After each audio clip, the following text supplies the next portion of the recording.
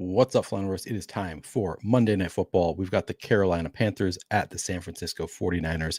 I'm going to break the whole game down for DraftKings Showdown, looking at coach speak, usage trends, defensive matchups. Going to be going position by position, starting with quarterbacks, then running backs, receivers, tight ends, defenses, kickers. I will make my lineups that I'm playing on the stream at the end. I'll be taking questions throughout the show. You can ask me any questions that you have as I am going. While you're coming in, please do like the video and subscribe to the channel if you're not already subscribed. I am trying to get to 6,000 subscribers by the end of the NFL season. Have a little ways to go. We're getting closer, but could use your support to get to 6,000 by the end of the NFL season.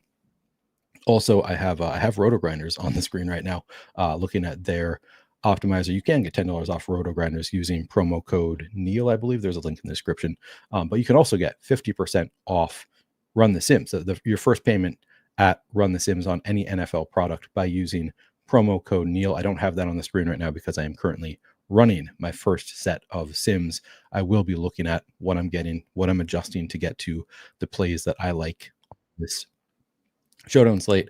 Depending on what the ownership looks like, I might need to adjust some ownership stuff like that. What's going on, guys? Good to see Pepper Tony Fimpst as usual. Jack Flash second. I love this. Papa Smurf says third is the one with the hairy chest. Had not thought about that. That childhood. What do you call it? Childhood razz? What do you call it? A razz? Making fun of people. Third is one like hairy chest being such a bad thing as a child. It's kind of a funny thought. Had not thought about that in a while. Please do like the video again if you haven't already done so. Thanks for the reminder, Saul. Einstein even thinks Tommy Tremble captain is the way to go. That is not something that I am super on, but good luck to you.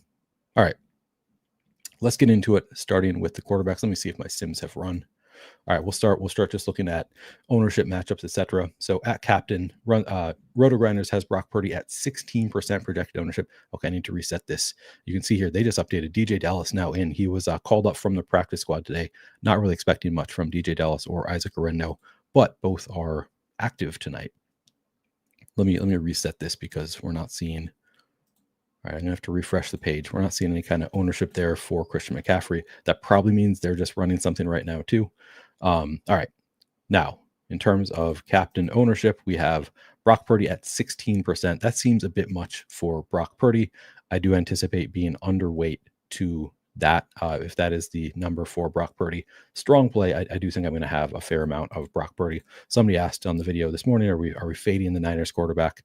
I mean, I'll probably fade him, I guess, relative to 68% projected ownership. I think I'll come in under that, but I still anticipate I'll have Brock Purdy in probably over half of my lineups. So not like a hard fade on Brock Purdy. I'll probably be closer to the field in the flex if he's going to be around 50%. I probably will be underweight both at the flex and at captain for Brock Purdy. So I guess I am doing what I would call a light fade. When I say fade, I just mean I'll be under the field. Typically, if I'm going to have none of a player, which is not that common for me, but there are certain players I'll have none of. I mean, full fade. I use the terminology full fade. So just to get you used to my terminology, if I'm not having any of a player, I call that a full fade. Fade to me just means being under the field. So I probably will have, I guess, a light fade on Brock Purdy. Looks okay. I mean, obviously, talented player, should be throwing the ball quite a bit. I'll read off here. Let me just see what the Sims are giving me. Yeah, the Sims have me under the field. Man, they haven't projected for 57% flex, 20% captain. I got to 56% and 8% captain. So yeah, the Sims have me under the field. That is kind of my plan. I don't really see any reason to force in a lot of Brock Purdy. There are other angles I'd rather play if he's going to be super high owned. 49ers 13th in pass rate over expectation, so they do like to throw the ball a bit. Panthers defense has allowed the 12th fewest schedule adjusted fantasy points per game over the past 5 weeks to quarterbacks. Not a concern for me, so shows out as a slightly negative matchup. To me, it's basically neutral all around for Brock Purdy. They throw some, they'll run some. It's not a great matchup, not a terrible matchup. All of that is fine. I think Brock Purdy just a pretty strong play here. Well, good to see you, Mr. Poopy Butthole. That is his underdog username for anybody who's not on underdog. Yeah, 10 times. That's no, that's not going to do it. I think you need to hit one more time, Spelkowski. All right, I appreciate all of you. I do want to stack up Brock Purdy when I have him in the captain spot. I want to have him multi-stacked, all of that. Like he he can run a little bit. So I like debated whether I need him to always be stacked. And I think like he in a 150 set, if you don't want to require it every single time, that I think is fine. But he doesn't run a ton. Like he runs for like single digit yards per game. The only reason I'm a little bit hesitant about whether you could treat him as somewhat of a rushing quarterback is he rushed for I think 5 touchdowns last year. Like he will, sniff out the end zone and get in the red zone, but just doesn't run all that much. So I think I do want to always have Brock Purdy stacked. He's averaging 7.7 rushing yards per game, no rushing touchdowns on the season. I don't really think he's going to be running much. So yeah, if I'm playing Brock Purdy, I want him to be stacked up. You can obviously include Christian McCaffrey as a pass catcher in that equation. Instead of fading players, do you fade popular builds? Yeah, I think that is generally the goal for Showdown is like get unique in your construction. So don't just play, the exact same thing as everyone else. For me, it's more about like, I don't know that I'm great at fully fading popular builds. I guess I kind of let the Sims take care of that because the Sims calculate the number of dupes they expect from a lineup. But for me, it's always been fading by popular builds. I mean, like leaving salary on the table. So like not fading like, quarterback and captain with multiple pass catchers is a popular build, but I think it's the right way to build because it's just usually quarterbacks are so expensive and the way they score points, you do need multiple pass catchers in the flex most of the time for non-rushing quarterbacks. So like that's a popular build, but I think it's a good build, but then you can, get a little bit different, avoid some dupes by like leaving salary on the table, including the opposing defense, stuff like that. Like, so I kind of seek out unique angles that less of the field is going to do, I would say, more so than like really fading popular builds. You can do things like wide receiver in the captain spot without his quarterback is something that I think people are a little bit hesitant to do. And I think you see it win frequently. So not something people should be super hesitant about. So yeah, I think that is a more accurate way to say what I try to do is not really fade players so much as like popular. Okay, you mean like 5-1, 4-2. I don't think that I do avoid that as much, which maybe that's a leak in my game. I know that's something that like Cody Main at ETR has done research on that. He'll post it on Twitter sometimes. I kind of let the Sims take care of that for me. So I honestly, people ask me like, do you prefer doing 5-1 or 4-2 or 3-3? And I guess I play a lot of lineups, so I don't really have to think about it that much, but that's not the way that I like when I do hand build. Like if I'm doing something higher stakes for Showdown, which is rare, but I do it sometimes. I don't really think about like, I think a lot of people are going to do 4-2, so I don't want to do that. It's more about getting in like lineups that make sense, that I don't think are like too anti-correlated that they can't hit, that kind of stuff. So yeah, I guess it could be a leak for me, but that's not something that I give a ton of thought to, like the types of constructions that people do. It's more about the like combos of players for me. Were Purdy's rushing touchdowns last season the result of CMC absence? I don't know. That's a good question. Probably that would make some sense. I'm not going to look into it right now, but I think that is a good hypothesis. I think that it's pretty likely that they would just be more likely to give it to Christian McCaffrey. All right. On the other side, we have Bryce Young, 9,200 projected for 35% flex ownership, 6% captain ownership. Obviously, that's a lot less than Purdy. I would think that is more attractive. He's also $800 cheaper, but I am getting above the field here, not by that much. So I'm getting to 43% in the flex, 6% captain. And again, I don't really have an issue with that. I'm close to the field, slightly above the field in the flex. He's not like a big stand I'm trying to take. I think like both these quarterbacks, if I have them in around 50% of my lineups, that makes sense to me. As usual, like quarterbacks is not usually where I'm taking my big stands, other than there are some times where it's like, oh, this quarterback nobody wants to play is like, getting 25% ownership, then suddenly I'll take a big stand and play a lot of that quarterback. So I guess sometimes quarterbacks can be stands, but in this one, I don't really see anything. I think the ownership looks pretty efficient for Bryce Young. Brock Purdy getting a little bit overowned. I'm getting them in about half my lineups. I think that makes sense to me.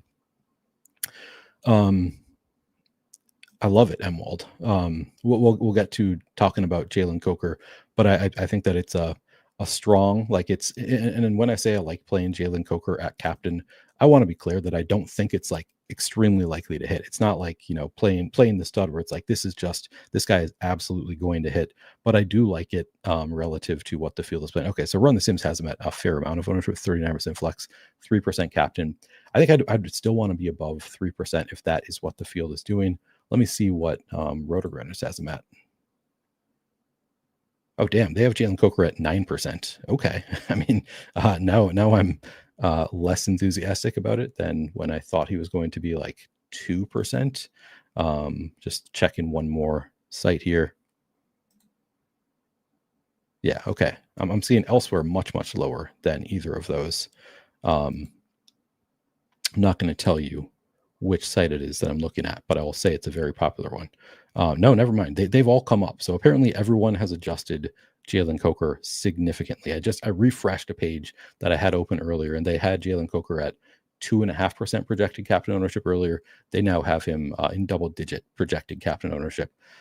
I hate it because I was super enthusiastic about playing a low-owned Jalen Coker, and if he's not going to be sneaky, then like it's not like this is something that I think is super likely to work out. I think there's, a 10 to 15% chance that Jalen Coker puts up a score that doesn't kill you at captain, and like a 7% chance that he puts up a great score captain that you really want to captain. So like I don't love it if he's going to be super chalky. I kind of hate that. I'm gonna have to think about whether I need to change my angle here, because that's kind of one of my biggest angles all day has been nobody's projecting Jalen Coker for much ownership. I love Jalen Coker in this spot. I think it's like the perfect spot for Jalen Coker. A lot of like the confluence of like his role is increasing, and now you get the perfect matchup for a slot receiver all happening at once. Like I really want to play a lot of it, but I want to play a lot of it at low ownership. If he's going to get super steamed, then I'm going to have to think about adjusting a little bit.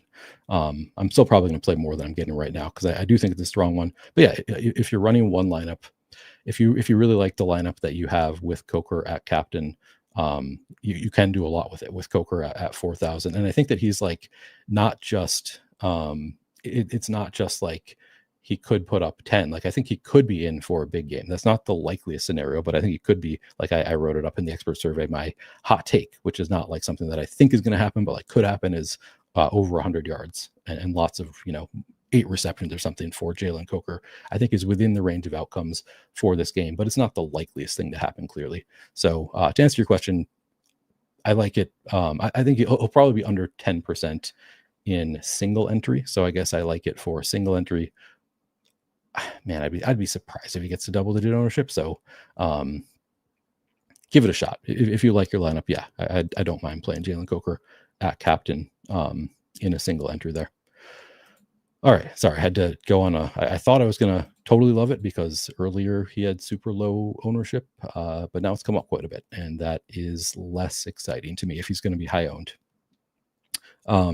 The other options that I love at that's funny, Jack Flash. The other option that I love at captain are the 2 elite running backs, are 2 of my favorite captain options. So I'm kind of, probably going to fade the quarterback somewhat at captain and get to the running backs. Christian McCaffrey, you can see, okay, good. They've adjusted the ownership here. 35% flex ownership, 38% captain ownership. Using those numbers, I got to 51% flex, so still over the field there. 30.5% captain, a bit under the field there. That looks great. Christian McCaffrey, just the best possible workload. Like you don't see anybody with a workload like Christian McCaffrey's on the season. 11 games.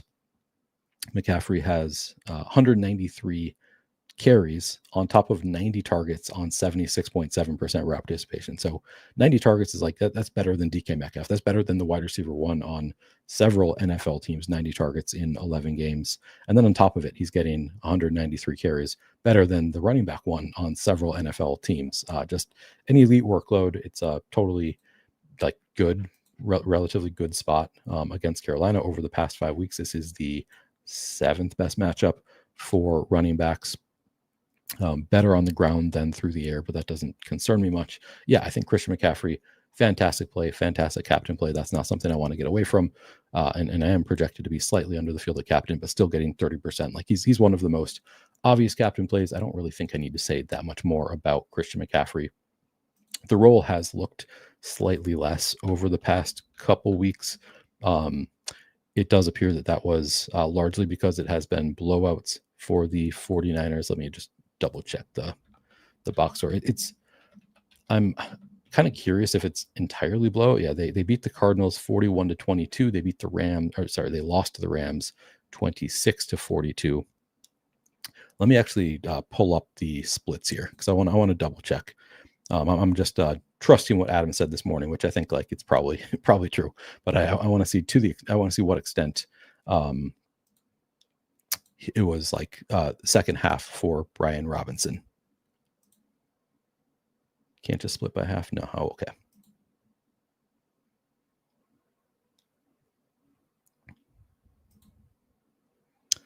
All right. So let's see. Actually, I'm going to search just McCaffrey. And just in terms of snap share, 100% in the first quarter, 85% in the second quarter.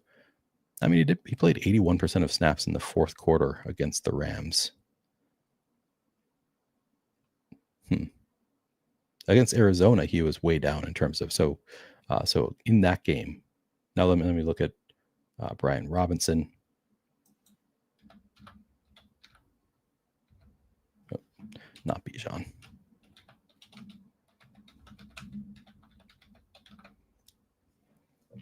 So Robinson, 53% in the fourth quarter of that game against Arizona, 40% in the third quarter against the Rams, 31% in the third quarter against Arizona. So it is a lot more in the second half than the first half for Brian Robinson.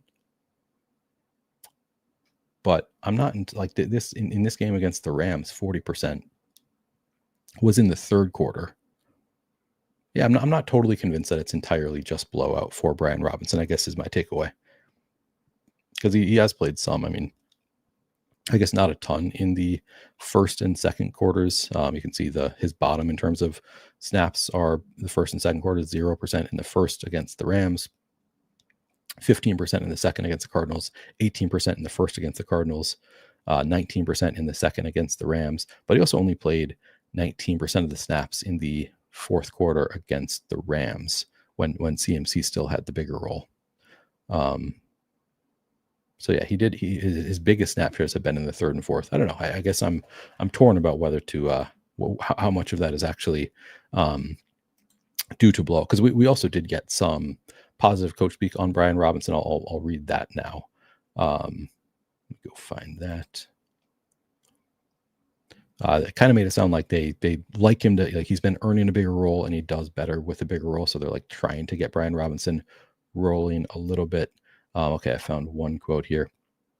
I'll just read off the last couple. On the November 12th, Kyle Shanahan, head coach, said on whether Shanahan would say that Brian Robinson has earned more carries the last 2 weeks. He said, yeah, I would. I think 4 weeks in a row, he's had his best game. So each week he's getting better.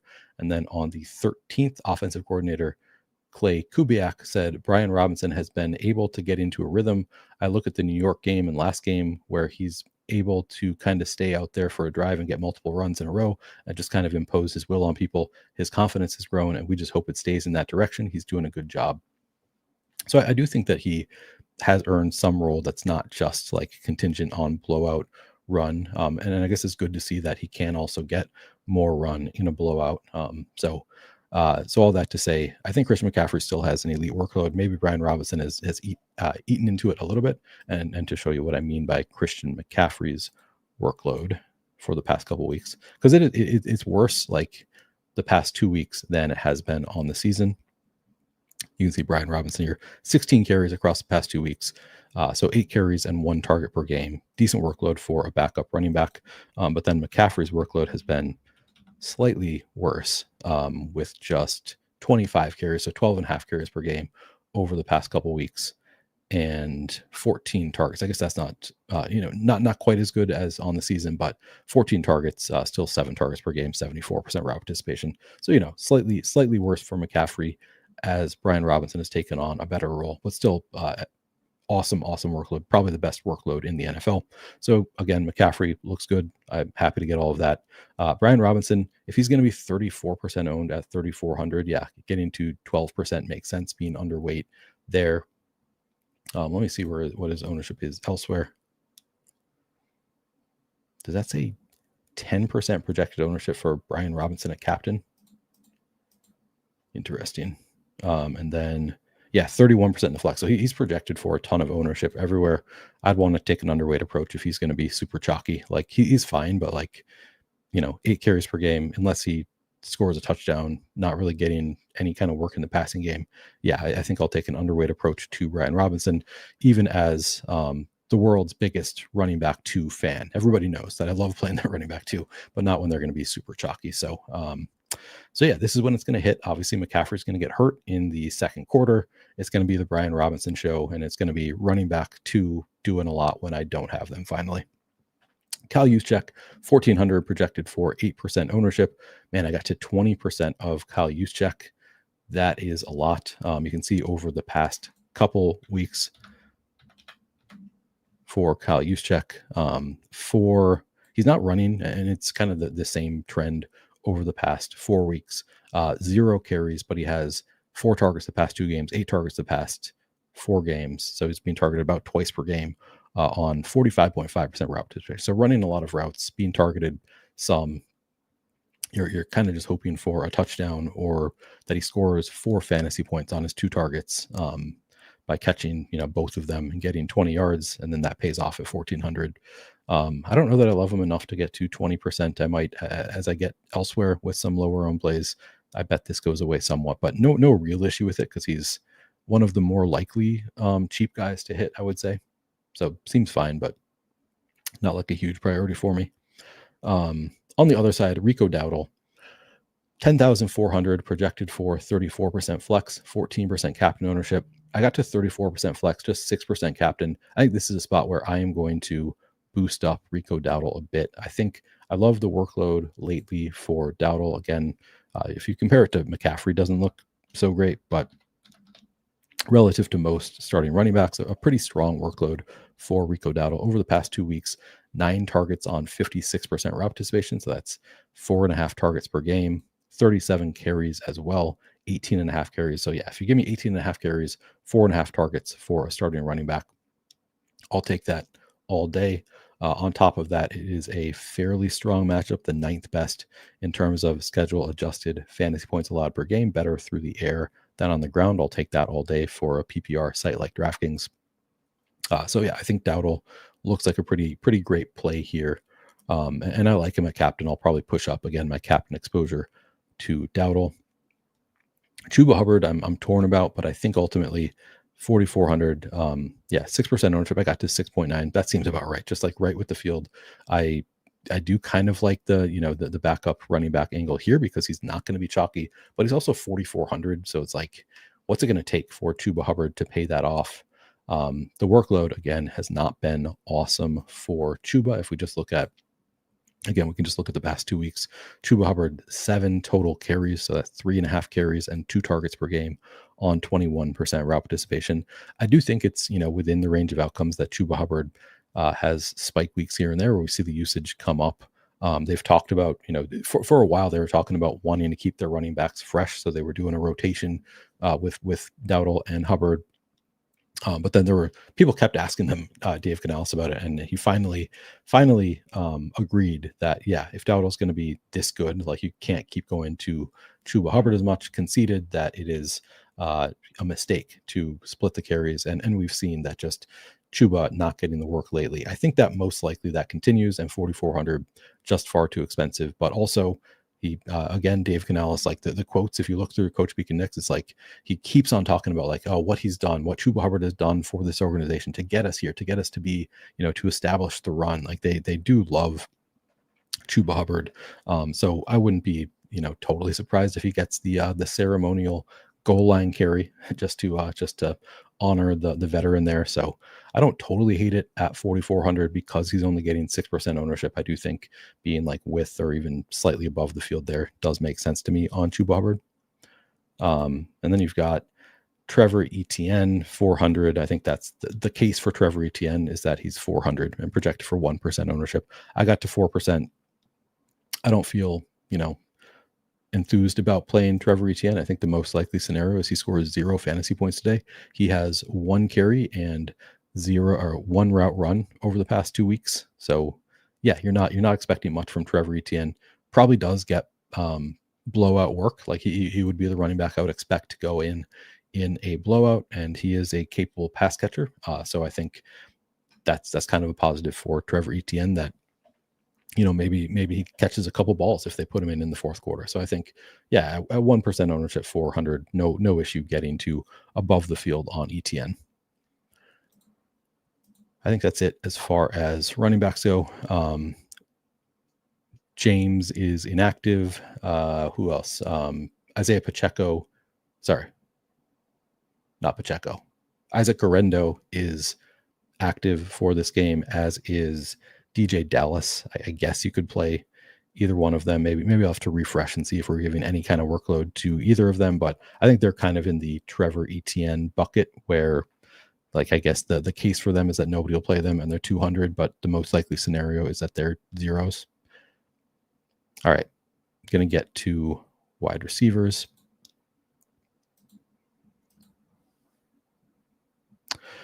Braden says, asks fade Coker and go Leggett if ownership is inflated. I kind of think that does make sense. I don't want that to be the case. I just want to believe that Coker is not going to get ownership because I think it's such a great spot for Coker. But yeah, I think the leverage play of Leggett is capable of putting up, big scores, getting into the end zone. Well, I guess I'll start breaking it down now. Sean says, Coker terrifies me. Every channel, every article, everyone is steaming Coker. Feels like a 4K. That's interesting. I've only watched one show and they didn't seem super excited about Jalen Coker. So yeah, that's I guess you watch different shows than I do, and that's disappointing to hear that I'm not the only one on Coker. I thought he was my own super secret special play. But if he's going to get steamed, then it becomes obviously a much less good play. Like that's like the ultimate ownership play. Like if he's going to be low owned, I think I'll lean into the good spot, the rise and roll. If everybody's going to be forecasting him forward and he's going to get chalky when before we see it, then it obviously becomes a much worse play. All right. All right, you're getting a lot of Coker in your Sims. It'd be interesting to see how Coker captain lineup sim compared to, well, let's see what I'm getting in my Sims right now. That dude says, yeah, we're all a bunch of Coke heads here tonight. Okay. We'll start with Tetairoa McMillan. We'll start with the Panther side. Tetairoa McMillan is 9,400, projected for 36% flex ownership, 5% captain ownership. The Sims are giving me exactly what I want from Tetairoa McMillan. 21% of captain, so 4x the field there. Yeah, I think Tetairoa McMillan, if he's going to be low owned at captain, looks awesome. This is a great spot for Tetairoa McMillan. 29% flex ownership, slightly under the field there. That's fine with me. So yeah, this is exactly how I'd want to play it if this is correct ownership, where it's only getting 5% of captain, but 36% of flex. Getting above the field and most of that being a captain looks great to me for Tetairoa McMillan. It is a strong matchup for Tetairoa McMillan. You can see the Panthers have the best possible matchup against the Niners as far as wide receivers in terms of schedule adjusted fantasy points allowed. So great spot for Tetairoa McMillan. It is worth noting it's a particularly great spot for slot receivers, and Tetairoa McMillan, not the primary slot receiver on the Panthers. But with that said, let's pull up past 2 weeks. Over the past couple weeks, Tetairoa McMillan, 18 total targets, so 9 targets per game on 95% route participation. He is running 25% of his routes from the slot. So, he is somewhat used as a slot receiver, not like his primary spot. So, he'll still benefit somewhat from that slot matchup. I think it's just a strong matchup overall for receivers out wide as well. So Tetairoa McMillan to me looks great, particularly at captain.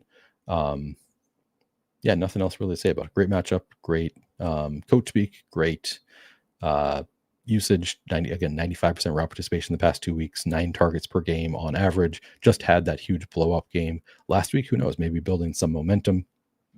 So love this 21% of captain I'm getting. Jalen Coker breaks my heart that everybody is apparently getting on Jalen Coker. If he, Run the Sims has him at 3% captain ownership. I would still like him quite a bit at 3% at captain. Like I would want to be well over the field if he came in at 3%. He is being projected literally every time I look at a new site, he's getting more projected ownership there. So I don't, it makes me like him a lot less if he's going to get double-digit ownership than if he is 2-3% owned. So I guess try to gauge for yourself how much you think Jalen Coker is going to get. I guess I'd be kind of surprised if he gets 2 double-digit ownership. As much as I've talked about him today, I don't move the market in these contests, so you don't have to worry about. Nobody likes him, so he's going to get steamed. Like I don't have that kind of sway. So I don't think you have to worry about me.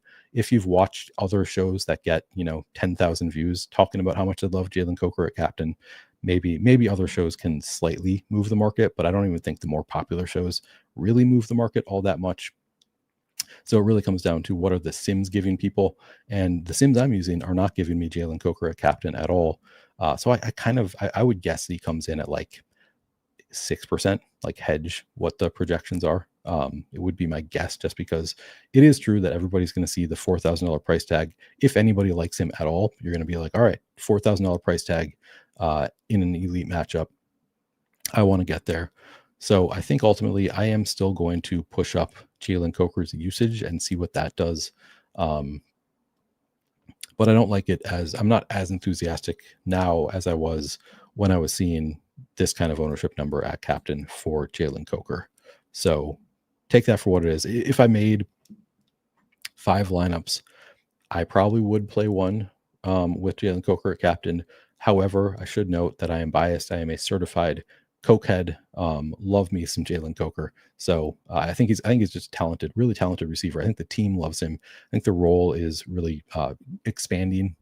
4 targets per game over the past couple of weeks. So again, not like he has elite usage, getting 4 targets per game, but he is running a lot of routes.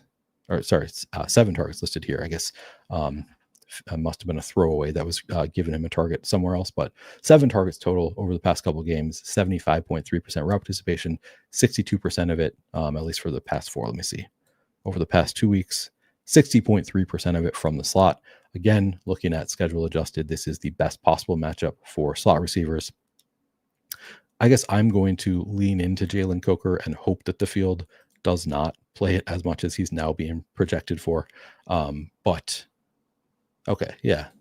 Nivorn says, I haven't seen any of the popular shows talking about Coker. Okay, good. I was like, I only watched one other show, and they did not talk about him like they loved him. They talked about him like, hey, he's got a good value, but didn't get the impression that they were super in on him. So I'm going to hope that the field does not get there. With the varied ownership, I'm just going to do what I want to do and hope that the field underplays him, and that being overweight benefits me.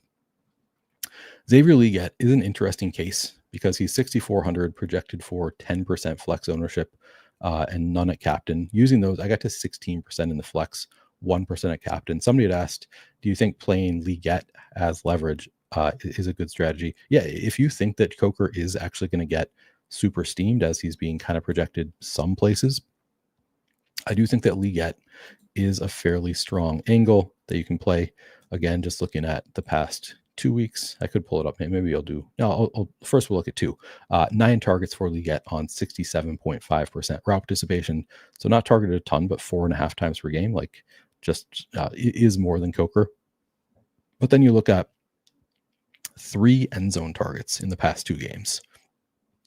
1 inside the 20 target. So he's being targeted in the red zone and deep balls in the end zone. Caught one of them for a touchdown. I think if we look at the past 4 games, it looks even better for Legette with a larger sample size. Yeah, 3 inside the 20 targets, 4 end zone targets over the past 4 games for Xavier Legette.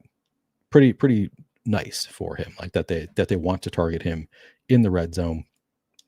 Probably doesn't get enough usage that he's going to be the player you need unless he scores a touchdown. I guess he could have a 50-yard catch that doesn't go in the end zone and gets to the 100-yard bonus or something. But you probably need at least a big splash play, whether it be a touchdown or a super long play. I don't think he's going to get there just on volume at his price tag, but I think he can certainly pay it off at 6,400. So at 10% total ownership, I think Legette is a fairly strong play. Pretty happy with what I'm getting here. 16 at captain, 1 at captain, 16 in the flex. Seems great. As far as Legette goes, Bryson Tremaine is 1,200. Man, okay, look at this. I'm getting to all the Tremaine and Jimmy Horn now. Probably more than I need there. But Tremaine 1,200, Jimmy Horn 1,000, both being projected for 1% flex ownership. All right, so they earlier in the day, Run the Sims had each of them at 10%, and I was getting not quite this much. I was getting just slightly over the field at 1%. Now I'm getting to 37% Tremaine, 25% Jimmy Horde.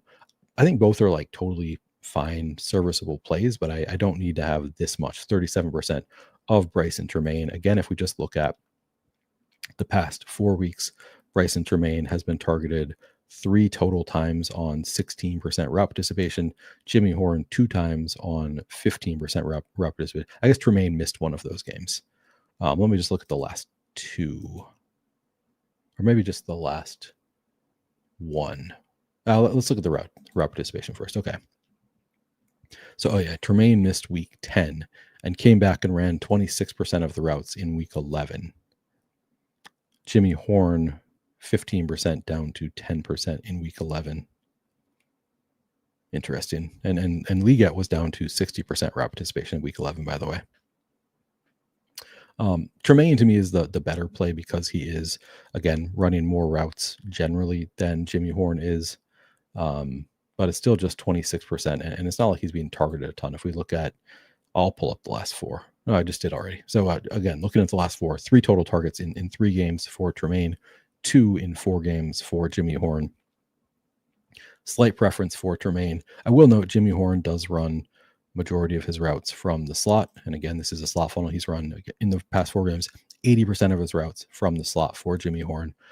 So I do think like in a blowout situation, I think Jimmy Horn would probably get the blowout run and be in a really nice spot. So I do think like if you're playing for a blowout angle and you want to put somebody in there, I think Jimmy Horn would be a pretty good player to have in that lineup. I'll say that about him.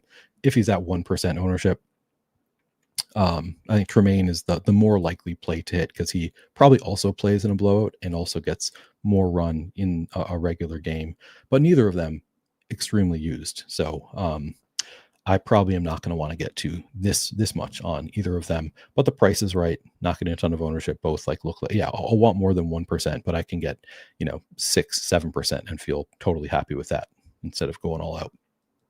Let me look at what RG has them at. Okay, they also have Tremaine at 2%, Horn at 1%. Interesting. So that doesn't look like that's an error. Just a big difference from what we were seeing earlier. Okay. On the San Francisco side, we have Juwan Jennings, Ricky Pearsall. This war has been going on for decades. Are you a Jennings guy or a Pearsall guy? Jennings is 7,000. Pearsall is 7,600. Jennings projected for 32% flex, 4% captain ownership. Pearsall 17% flex, 1% captain ownership. So it looks like the Jennings camp is larger as of right now. I got to 23% in the flex of Juwan Jennings, 4% at captain. So underweight in the flex, even with the field at captain. Ricky Pearsall, I got to 22% in the flex, so a bit overweight there. And then 9% at captain, 9x the field. This all looks great. I think like to me, it's a coin flip game to game. Who is going to have the better game between Pearsall and Jennings? I do think that that both are very talented receivers. It's just going to be a matter of who's getting going in any given game, who has the splash plays. I think both are capable of putting up big games. So if Pearsall is going to be the one who is significantly lower owned at just 600 more, makes sense to me to be overweight on Pearsall, underweight on Jennings. But it's not like I'm fading either of them. I have a fair amount of both. Let me just look at Jennings, man, 36% flex ownership for Jennings at RG.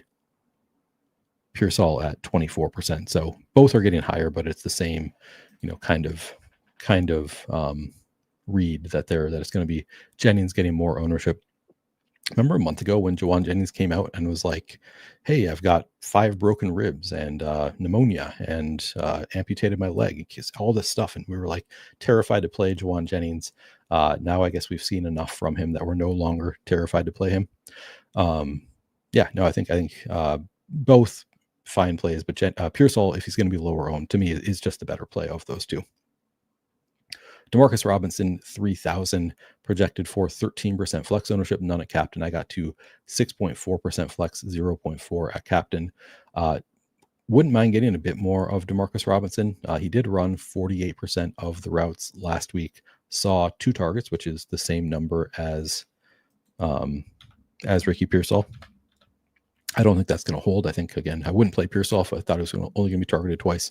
I do think he's going to earn more targets than Demarcus Robinson long term, but we could see Demarcus Robinson also get 4 or 5 targets in a game, and at 3,000 could pay that off, certainly. So I think Demarcus Robinson, if he's going to only get 13% ownership at 3,000, looks like a fairly strong play. Now, the Sims are not telling me that. I'm actually underweight at 13%.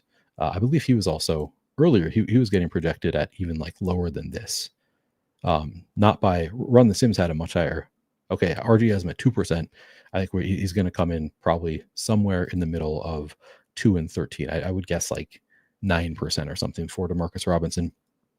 In which case, I think he's a fairly strong play. As you can see here, 13% optimal rate for Demarcus Robinson. Yeah, fairly strong.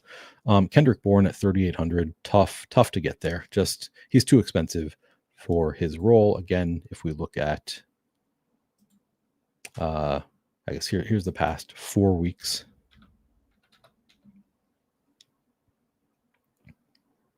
Wait.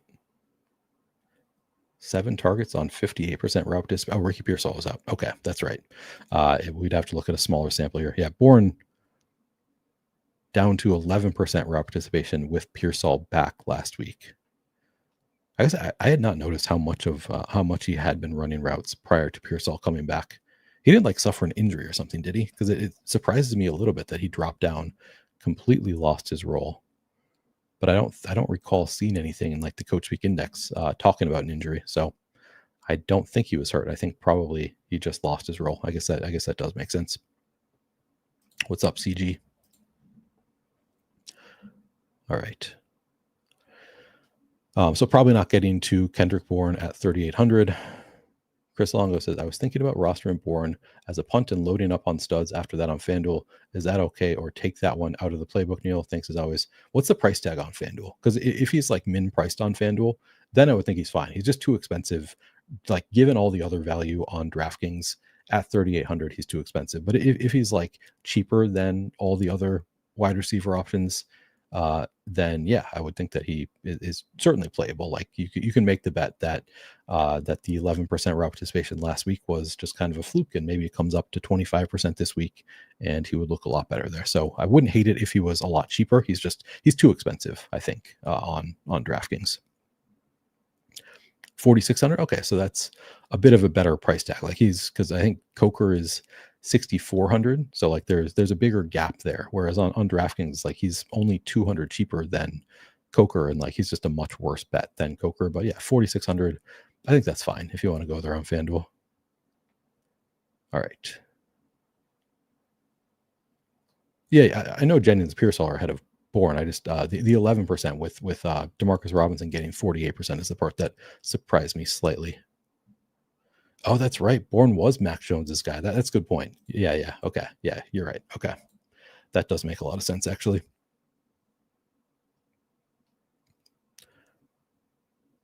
Yep. Last week and the week prior, I think, was right around 25% slot for Tet. And I wouldn't be surprised if that goes up. Hopefully not at the expense of Coker. Hopefully that just means that Coker runs a few outside or something. But all right.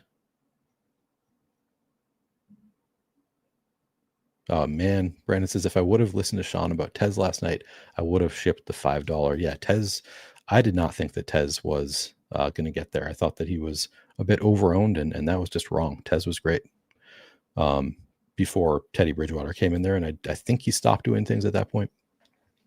All right. I think that's it for wide receivers. Let's move on to tight ends.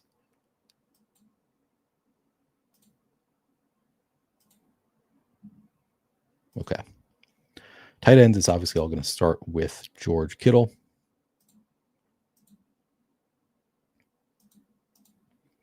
Kittle 8,600 projected for 23% flex ownership, 6% captain ownership. I got to 36% flex, 13% captain. So overweight both in the flex and at captain on George Kittle.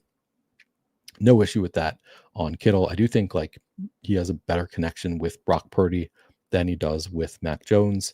So we could see Kittle start to excel with, and I guess he's had a couple of great games in a row anyway, but yeah, getting above the field if he's going to be low owned seems good. I'm curious if that is also, I'm just going to double check projected ownership because that seems lower than I would expect. Yeah, RG has him at 31% flex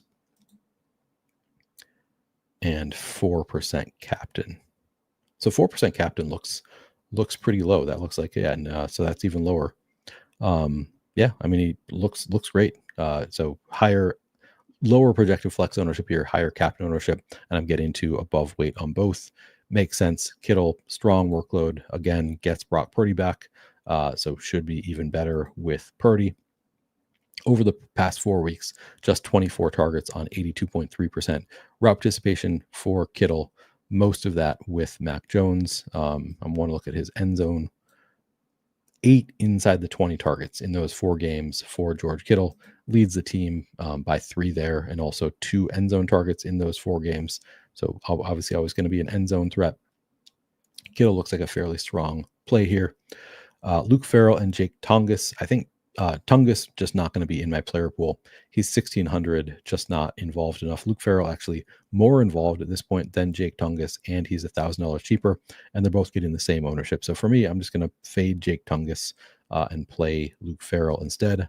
I'm getting to 5% Luke Farrell currently over the field. That looks great to me. Again, if we just look at I'm going to look at the route participation report. Tungus down to 0 routes last week. Luke Farrell down to 7.4, but at least he ran some. And the week prior to that, Tungus at 5%, Luke Farrell at 18%. So look, three weeks in a row now of Luke Farrell running more routes than Jake Tungus, and he's 600 cheaper, and they're getting the same ownership. So Farrell looks like a fairly strong play. Tungus, I'm just going to full fade, I think. On the other side, we have sort of a mess with Jatavian Sanders, Tommy Tremble, Mitchell Evans. Sanders is 2,800 projected for 34% flex ownership, 1% captain. I got to just 6% flex. Tremble, 2,400 projected for 9% flex. I got to 6% and 0.4% of captain. Mitch Evans, 2,000 projected for just 1% flex ownership. I got to 3.4. This is going to be so ownership dependent. But just looking at the route participation for the Panthers tight ends, you can see Jatavian Sanders pretty steady in the mid 30s up to 50% route participation over the past 5 games since he came back from injury. 38.9, 50, 35, 41, 40. Tommy Tremble generally a bit lower, a little bit, 2%, 3% lower here. Significantly lower double-digit percentage in week 8, slightly lower in week 9, ran more routes than Jatavian Sanders in week 10, and then slightly below in week 11. So they're both running, it's kind of inconsistent, but similar number of routes. And then Mitchell Evans, it's lower, but it has been increasing the past 3 weeks around 20% route participation. So if we look at, let's just pull up the past 3 weeks. I guess we've got the past 4 pulled up here. We have Jatavian Sanders in those 4 games. This is inside the 20 targets, 3 inside the 20 targets for Jatavian Sanders. That is worth noting. 1 for Tommy Tremble. But total targets, 13 for Jatavian Sanders, 4 for Tommy Tremble, 2 for Mitchell Evans, 19% route participation for Evans, 41% for Tremble, 42% for Jatavian Sanders. I'm inclined to believe that this gap is kind of misleading. I think Tremble a fairly strong pass catching option. I wouldn't expect Jatavian Sanders to be triple Tremble's targets if they continue to run the same number of routes. So I think this gap, Jatavian Sanders will lead him, would be my expectation, but I think this gap is probably slightly misleading. It's probably a little bit closer than this. Ultimately, yeah, it's tough to want to play a lot of Jatavian Sanders if 35% of the field is going to play him. I'll probably try to get to more than the 6% I have right now, just because I do think he's a great value at 2,800. Tremble at 2,400. I think this also makes sense. I'm somewhat surprised I'm not getting more than 6%.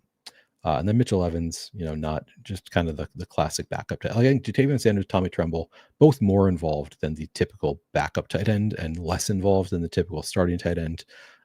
Mitchell Evans, I think, is kind of the classic backup. You're just hoping for a touchdown or something. Kind of tougher to get there.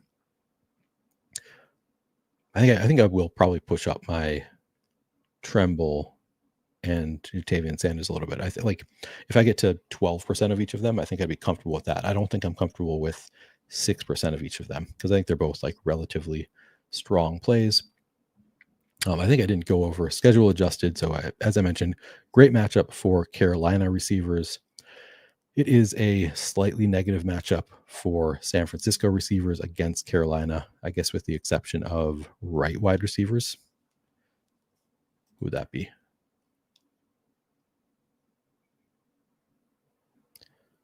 The right wide receiver on the Niners would be Ricky Pearsall. All right, so theoretically a better matchup for Pearsall.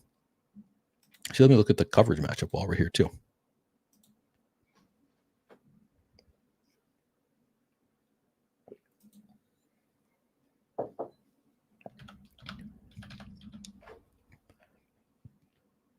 Funny. So again, there's a threshold for getting in here.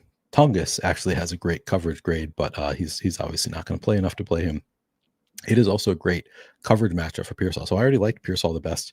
Good to see he has the best coverage grade and the best individual matchup as well. So, but Jennings pretty neutral, Bourne pretty neutral.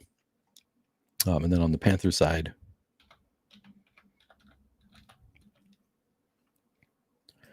great coverage grade for Tommy Tremble, slightly negative for Tedero McMillan, pretty negative for Xavier Legette. Coker has not run enough routes to qualify to make this page.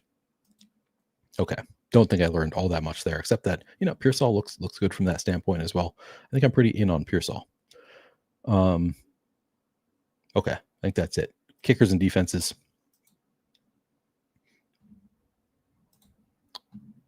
Yeah, please do hit the like if you have not already done so. Dan says 28 more to get to 100 likes. Would appreciate it if we can get there. Thank you guys. All right.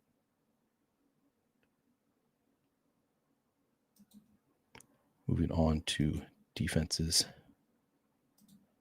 Sean says San Francisco slot defensive back is good. That is not what it's been the best matchup for slot receivers over the past 5 weeks and for the entire season. So maybe they've gotten a good individual defender, but regardless, like the way they play defense, they allow a lot of fantasy points.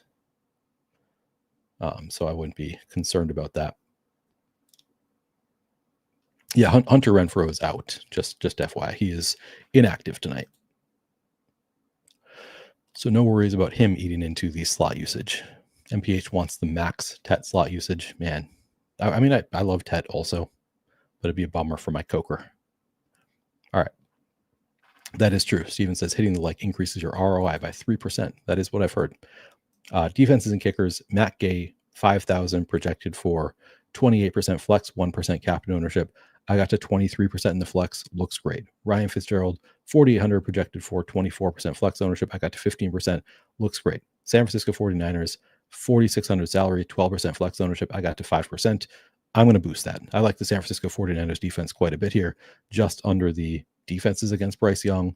Bryce Young can have like surprisingly good games. I think he's also just really inconsistent as a quarterback. And even this really injured San Francisco defense, I think can have a good game against Bryce Young. So if they're not and they're not projected for a ton of ownership, as you see here, 12% projected flex ownership. That's about what I've seen around the industry. I'm going to lean in on the Niners defense. I think they're one of my favorite, kind of mid-range price plays that nobody's getting to. So that's what I'm going to boost up quite a bit and hopefully be, double the field at 12% on the Niners defense. Panthers are just 3,600 project for 7% ownership. I got to 4%. I don't really care as much about the Panthers. Like volatility in defenses. If you want to lean on the Panthers, you can, but I don't have as great of a reason because I think the Niners have a pretty strong offense. But I will say, like, I am going to take kind of a stand in favor of the 49ers defense here. It's funny because I also like, if you've been listening, you've probably heard that I kind of like a lot of the pass catching options on the Panthers to varying degrees. And I also like the Niners defense, which kind of like also it helps in that I like playing, receivers from one team against the opposing defense, or even the quarterback from one team against the opposing defense. That's a way that I like to get unique. So I think it works out really well on this slate to, have some lineups that either have Bryce Young or at least have his wide receivers and also have the Niners defense in them. I think that's a way that, tends to go underused, and it's something that I like to do anyway. And I think this game sets up well for that specific type of build. So I will be hopefully landing on a lot of those. All right. Let's get in on building some lineups here. So I'm going to go back, and first of all, I'm going to refresh. I'm going to reset the inputs. Maybe I'm going to refresh the page. I'm not sure. I'm not sure what it is. Oh, all right. Hang on. I'm going to bring this in from elsewhere. Can't be showing everybody my password. Give me 1 second.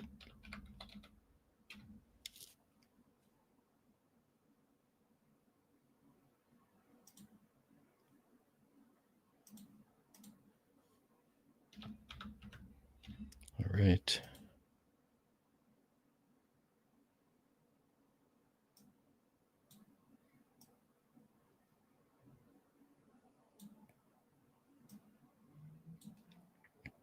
Going back to, for anybody who's never used Run the Sims before, if you just go to our RTS Tools, NFL, RTS Sim Runner is where I am right now. Then you just have to find your slate. Carolina, San Francisco.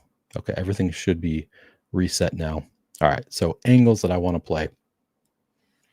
I do like a lot of angles on the Carolina passing game. I also like Dowdle. So I guess I kind of like Carolina generally better than how much the field is playing them right now. So I think I'm going to increase the number of points for the Panthers and the number of plays and just start there for now and see what I get. I'm also going to, so I think I'm not going to change any individual players yet. I'll do that for now. I'm also going to increase the Niners sack rate. They're only 3.8% sack rate. I'm going to boost that to, man, I want to put it like 7%. I'm tempted, but I'll put it at 6% for now. Love getting to a lot of McCaffrey. And B-Rob, 34% projected flex ownership. I kind of want to get to more Pearsall. I guess I was already getting more Pearsall than Jennings, so probably don't need to change anything there. Maybe if I bring DeMarcus Robinson down to 11, give Bourne 2% projected ownership.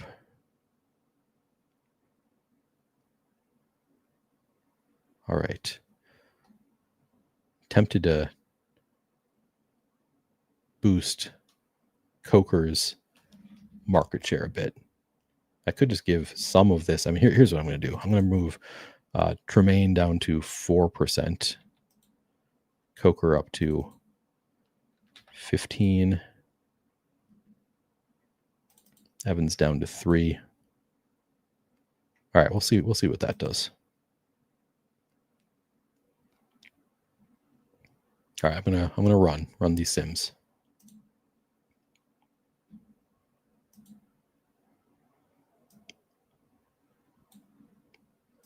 Appreciate you, Dan, helping me get to 100 likes, and appreciate all of you for liking the video.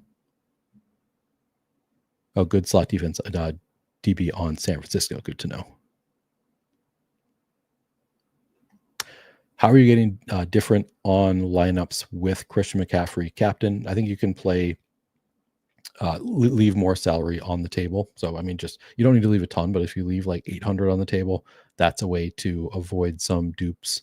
You can get into some of the, the Bryson Tremaines or players that you think are not going to get a ton of ownership. Jimmy Horn, obviously you can do it with different players that are getting lower ownership is one way to get different.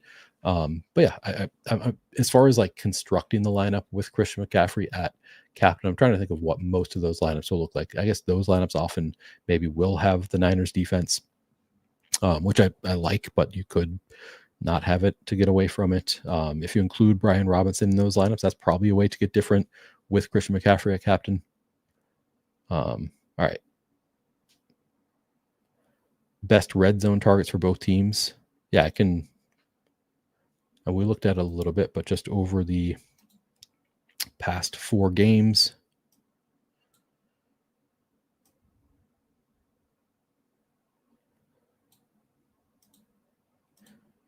4 end zone targets for Xavier Leggett, 4 end zone targets for Tetero McMillan. Nobody else has gotten any on the Panthers. So Leggett and Tetero McMillan stand out. As far as inside the 20 targets, it's 7 for Tetero McMillan, 3 for Leggett, 3 for Jatavian Sanders, 1 for Tremaine, 1 for Tremble, none for anybody else. So Tetero McMillan is like clearly the best. But Leggett, actually stands out there a bit as well. On the Niners, inside the 20 targets, it's 8 for Kittle, 5 for Jawan Jennings, 1 for Demarcus Robinson, 1 Tungus, 1 Luke Farrell. And then end zone targets, it is 2 for Jawan Jennings, 2 for Kittle, 1 for Tungus. So it's Jennings and Kittle look like the best on the Niners. All right, let me see what my lineups look like. So I made some adjustments. I'm getting to, my top 2 lineups both use a full salary cap. Christian McCaffrey at captain with Brock Purdy, George Kittle, Jimmy Horn, Kyle Juszczyk, Rico Dowdle. So that one, I don't think is going to be predicted. It was 0.03. That seems low, but it does have both Jimmy Horn and Kyle Juszczyk getting kind of lower ownership. And I'd still be surprised if that one is not duped a bit. Second lineup is Brock Purdy at captain with George Kittle, Jawan Jennings, Kyle Juszczyk, Ricky Pearsall, Rico Dowdle. Projected for 0.21. Oh, you know what? This is why I didn't change my inputs or my settings. I gotta rerun this. I was thinking those seemed super low because I ran for the wrong contest size. I forget when you refresh, you gotta change the settings back. All right, let me run this again. That's also why it went so fast. I was like, man, those sims were faster than usual. It's because I ran it for a very small contest.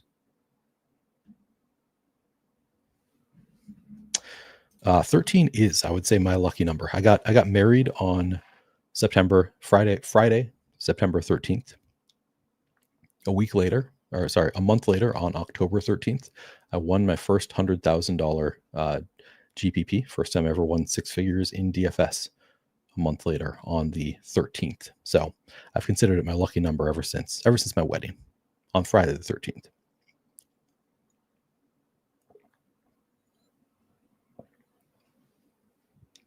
Alan says 2 starting linebackers out for Carolina makes you like Kittle better. That makes sense. Yep. I like that.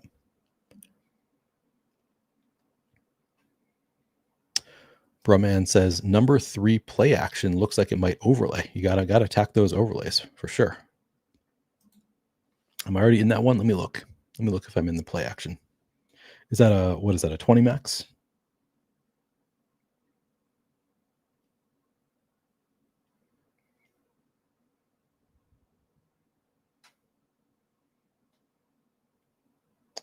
Let me look at what I'm in.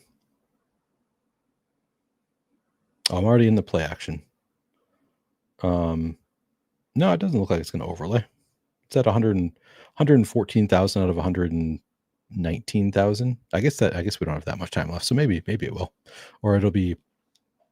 Technically, we call this reduced rake, but I'm being very technical because I always thought it was called overlay, and then somebody taught me overlay actually means that they're going to give back more money than they take in. So with the 15% rake, it would be like it's only 80% full or whatever. So they're actually paying out more money. Reduced rake would be 15% is the rake, but then it doesn't quite fill. So the rake is actually going to end up being 12% or something, but there is actually rake instead of getting money back.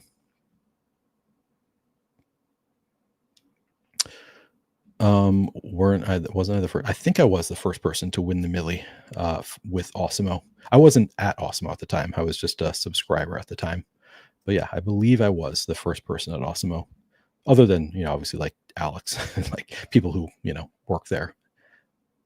Actually, no, I actually won the Millie before Alex. I take that back. I did win the Millie before Alex. I forgot that was like the one thing I had on him for a couple of years, and then he won the Millie.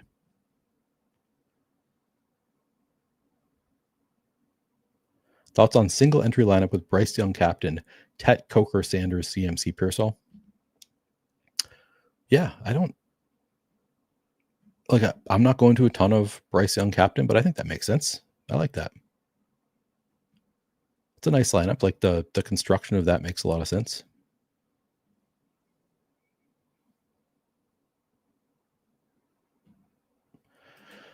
Who are the DK value plays? There's not a lot of great value. 2,800 Jatavian Sanders looks like a pretty good value. $4,000 Jalen Coker, pretty great value. I like the Niners defense. I think you go if you don't want to go to Jatavian Sanders. I actually think Tommy Tremble is a pretty strong value, who's a little bit more contrarian than Jatavian Sanders. And then you can always go to like the sketchier value of like Bryson Tremaine or Jimmy Horn. Favorite single entry captain would probably be Tetairoa McMillan. If he's going to be super low owned, like it's between him and like just paying up and getting McCaffrey. But I think Tetairoa McMillan would probably be my favorite, all things considered. I'm more and more interested in Pearsall captain also.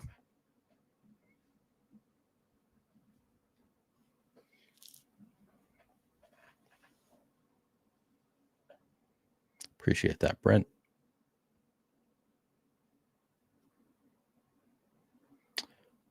All right. I'm hoping to have time to run one more set of sims here. Get to more of the players that I like.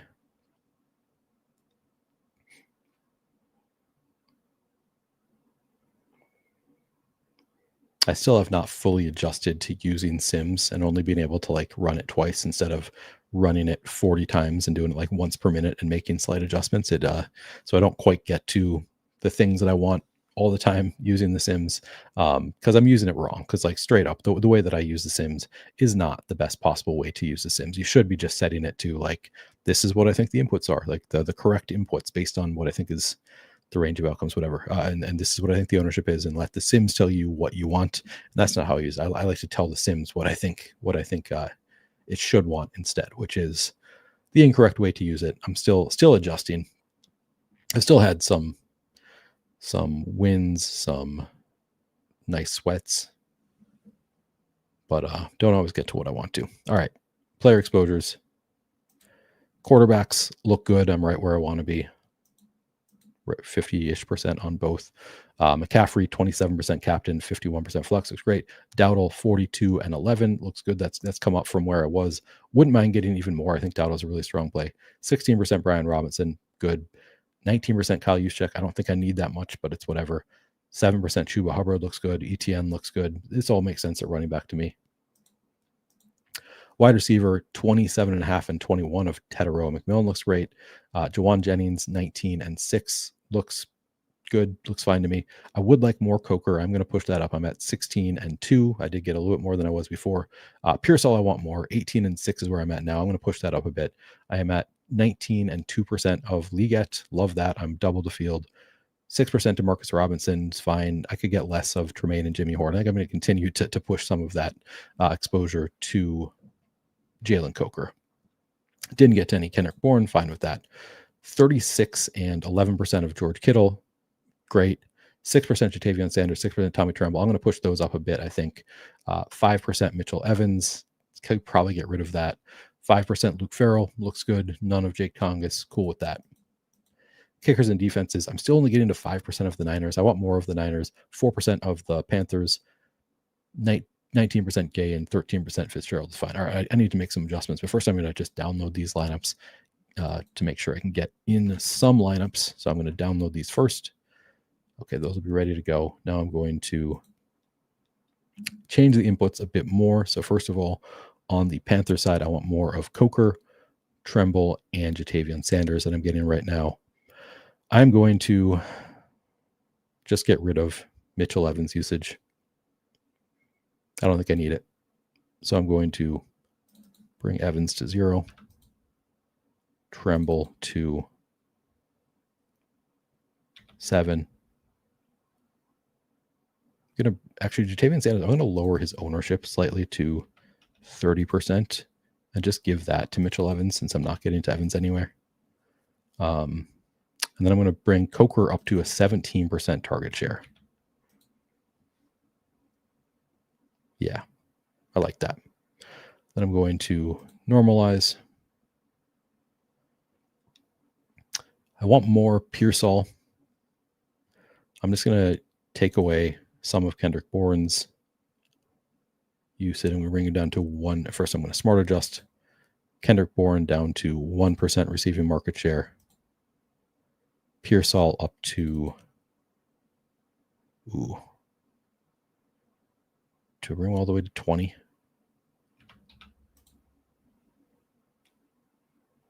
And then, okay, normalize. Yeah, we'll try that. See what happens. Oh, I want to get more of the Niners too. I'm going to bring their sack rate up to 8%. Wait, projected 0.0. Okay, you can't change the projection. Or is it? All right. Yeah, I'll do that. Okay. We'll see what I get. Why are you so high on Pearsall? So to me, it's Pearsall and Jennings are kind of a coin flip game to game. Who's going to get more usage?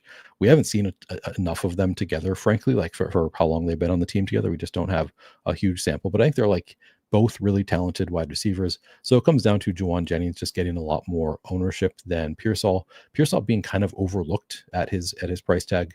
And as noted, he has the best wide receiver matchup on the team, both from a schematic standpoint. It grades out the best if we look at the wide receiver coverage matchup for Pearsall. He has the better coverage grade than Bourne or Jennings. And then also if you look at the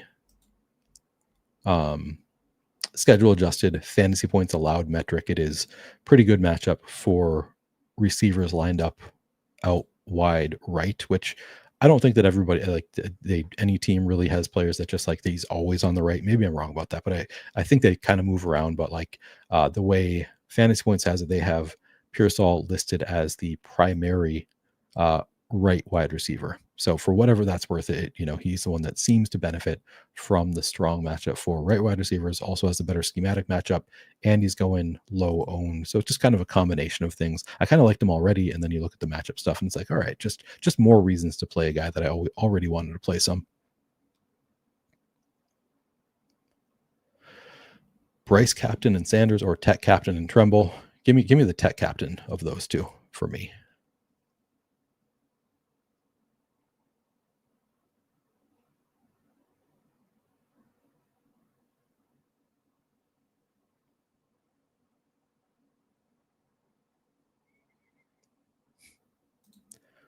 Lowe says, yeah, he did what I'm doing for a year, thinking he was smarter than the Sims.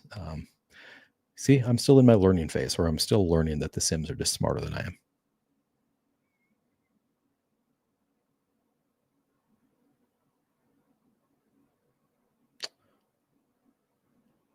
The projections don't change based on the market share, etc. I always thought they did, but they don't. They should change on the other screen. They don't change on the first screen where you're adjusting things.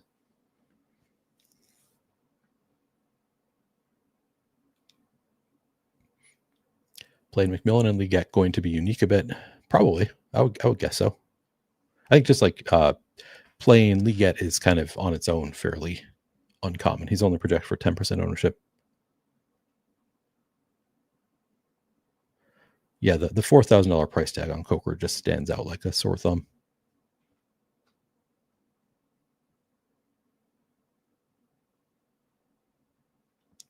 Second game back, Sean. He played last week. All right, I'm going to download these.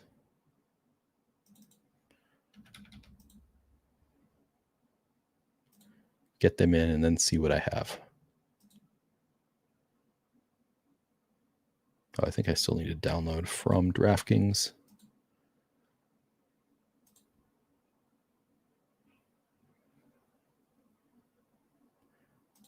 All right.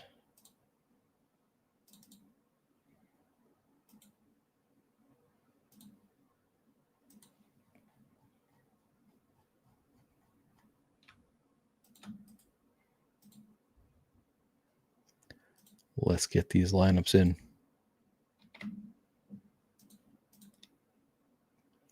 I would play music on these shows, like background music, because I that just am silent sometimes, and I don't want to have to talk through while I'm doing stuff. But I think a lot of people listen to it on like 2x, and then that would be annoying possibly. So let me know if you think I should play background music while talking through these slates, if you would like it. All right. So what I'm getting to at quarterback, 57% plus 4% a captain of Brock Purdy seems fine. 42.5 plus 4% captain Bryce Young. That's all good with me. Running back, 51 and 28 of McCaffrey looks great. Dowdle, 39 and 8. Oh, I should have gotten to more Dowdle. I'm probably not going to have time. 9% Brian Robinson, 13% Kyle Juszczyk, 3% Hubbard, 7% ETN. Yeah, the only thing I wish I had done is gotten to more Rico Dowdle, but I think it's probably too late. Wide receiver, I'm at 23 and 19 at captain of Tedero McMillan. Now up to 31 and 2% of Jalen Coker.